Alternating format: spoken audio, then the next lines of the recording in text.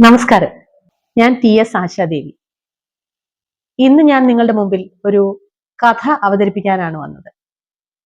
ഞാൻ അവതരിപ്പിക്കുന്ന കഥ വളരെ പ്രശസ്തനായ ഒരു വ്യക്തിയുടേതാണ്.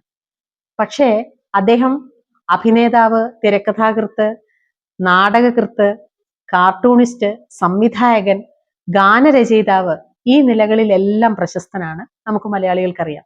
പക്ഷേ ഒരു ചെറുകഥാകൃത്ത് എന്നുള്ള നിലയ്ക്ക് അറിയില്ല. ആരാണെന്നല്ലേ? ശ്രീമൂലനഗരം വിജയൻ. അദ്ദേഹം വളരെ പണ്ട് എഴുതിയ ഒരു കൊച്ചു കഥയാണ് ഞാൻ നിങ്ങളോട് വായിച്ചു കേൾപ്പിക്കാൻ ആഗ്രഹിക്കുന്നത്.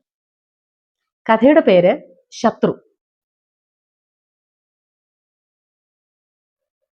ഇല പൊഴിഞ്ഞ വൃക്ഷം കരിഞ്ഞ സ്വപ്നം പോലെ ഒറ്റയ്ക്ക് നിന്നു.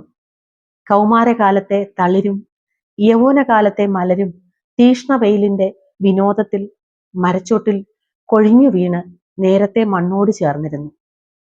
മരത്തിനതും വളമാകുമായിരുന്നു, വർഷക്കുളിരോടെ മഴ അനുഗ്രഹിച്ചിരുന്നുവെങ്കിൽ.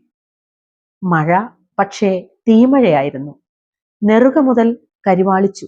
എന്നിട്ടും മണ്ണിലേക്ക് ആഴ്ന്നിറങ്ങിയ വേരുകളുടെ ബലത്തോടെ, തലയെടുപ്പോടെ മരം നിന്നു.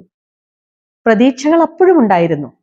പക്ഷേ ഓർക്കാപ്പുറത്ത് സംഭവിക്കേണ്ടത് സംഭവിക്കുക തന്നെ ചെയ്തു.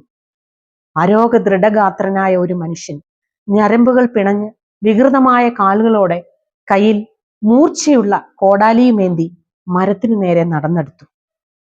അയാളുടെ കണ്ണുകൾക്ക് കുങ്കുമ നിറമായിരുന്നു. മുഖത്ത് ദൃഢനിശ്ചയത്തിന്റെ കാളിമ പരന്നിരുന്നു. അയാളെ ഏൽപ്പിച്ച ഓരോ വെട്ടും ആത്മഹത്യയായി മരം സ്വയം വ്യാഖ്യാനിച്ചു. പ്രതീക്ഷകൾക്കും വിശ്വാസങ്ങൾക്കും ശിഥിലമായ വികലമായ നിർവചനങ്ങൾ നൽകാൻ വൈകിയ വേളയിലും ആശിച്ചു. ഒടുവിൽ നടുക്കങ്ങളുടെ ശ്മശാന ഭൂമിയിലേക്ക് ഒരലർച്ചയോടെ, അവശതയോടെ മരം നിലം പതിച്ചു. ഉള്ളിലൂറിയ ഗർവോടെ മനുഷ്യൻ പുഞ്ചിരിച്ചു.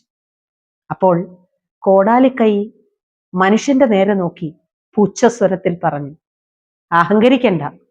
നിങ്ങൾക്ക് കൂട്ടുനിന്ന് എന്റെ തറവാട് തകർത്തത് ഞാൻ തന്നെയാണ്.